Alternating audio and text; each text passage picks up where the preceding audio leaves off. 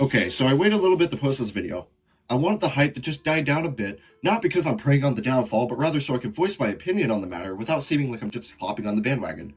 Let everything simmer for a bit, and then come back. So, I'm back, because more people's minds are fresh, as there hasn't been really much posting about the hashtag FixTF2 movement as of recent, so I think this is the perfect time to get my video out. I want to talk about the awkward spot we are in as the Team Fortress community. This weird standoff. As we know, June 27th, 2024 was the day of the mass ban wave, the Team Fortress 2 revolution, if you will. This made everyone super happy as many of the bots, bot hosters, and even real cheaters were finally getting smoked. After mocking the community for years, it was nice to see some of them freak out, private their accounts, complain online, and some even lose upwards of $1,000 to $2,000 as their items were locked into their accounts, unable to be traded or used in the game that they were banned from playing. Bots have been a rarity as of recent, and knock on wood, I went from seeing several full of bot servers on the daily to not seeing one in over a week. I'm sure they're still around, I have heard of sightings, but I personally haven't seen any. They are far less prevalent and far less of an issue than they once were. However, why is this a bittersweet thing? What could possibly be bad about this? On one hand, we're getting exactly what we wanted, moderation. The bots being mitigated, not forever barred because that is unrealistic, but mitigated, despite many people seeming to think that is impossible. We're finally getting this. Though, like I said, this puts us in a weird spot. We know Valve is notorious for starting things and then dropping it soon after. Similar things happened in the original SaveTF2 protests. We get a bit of moderation, then they fall off the face of the earth, and the status quo, as many put it, returns. This time, however, it seems to be deeper than that. Bots are still getting banned, many cheaters and hosters themselves have been getting their personal accounts taken offline, and what makes this weird for us has to do with the boycott. Boycotting was as simple as we should do this just a few weeks ago because they were neglecting the game, allowing cheaters to run rampant, so we should stop spending money until it got fixed, mainly setting our target on the 2024 summer update.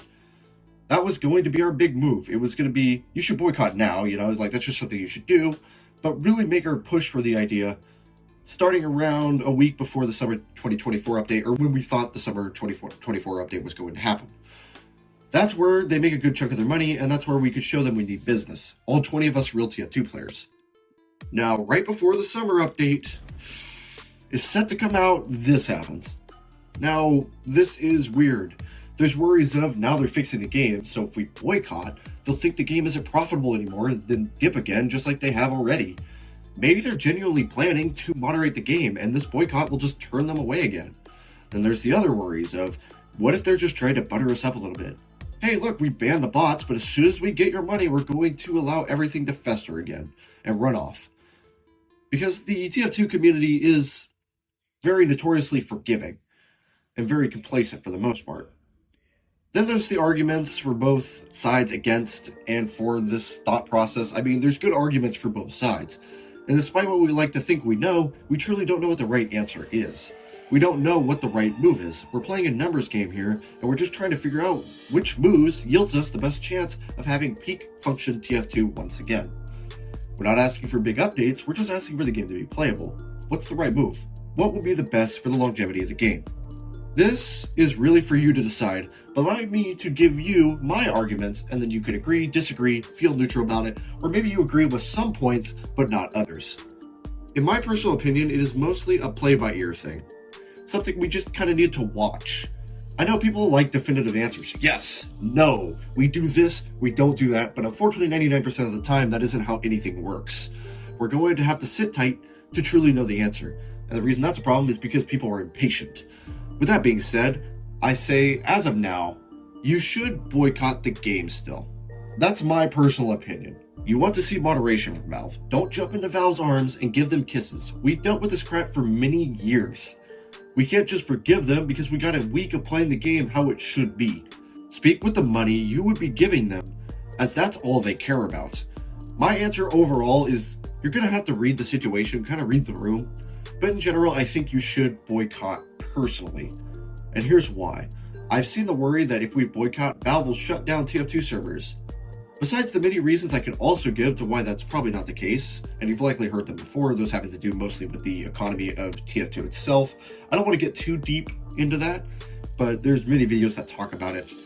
The point I really want to drive home is that people are going to spend money anyway. The whales, as they're usually called, will open cases no matter what.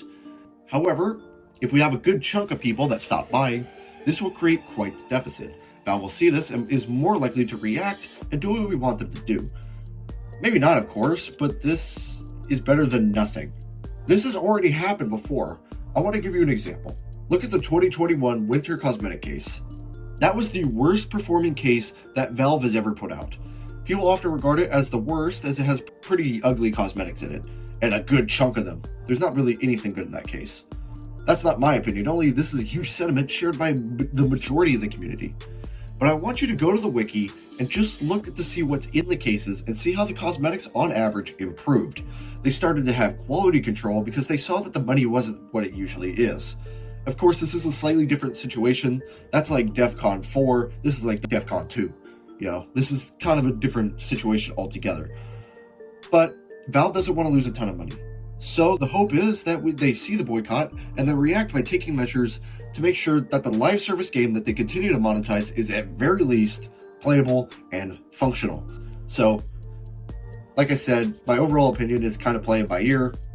I don't think it should be officially announced yet, which I am going to get into in a second, but I think that you personally should boycott as of now. And then you can make your decision as things unravel. Don't feel like you have to decide right now. You can always change your mind. I am also adding this part at the end because I think it's important but not directly related.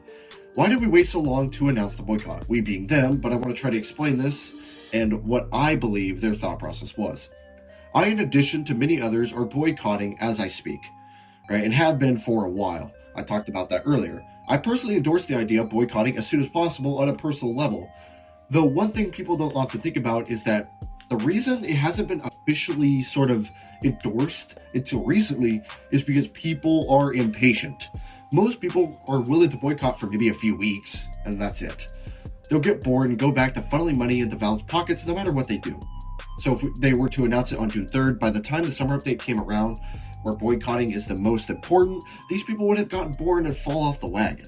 If we instead time it, maybe sort of hint at the idea, but officially announce it to be about a week before the summer update, or what we believe is about the summer update, less people will give up, and it will make actually more of an impact. There's a chunk of people on both extremes, those boycotting no matter what and those who refuse to, but there's a big chunk in the middle that is kind of on the fence. This is who we want on our side, so we don't want them to get bored with the idea, which is why there's been kind of a delay of officially endorsing the boycott, but I still definitely believe that you should, kind of boycott yourself.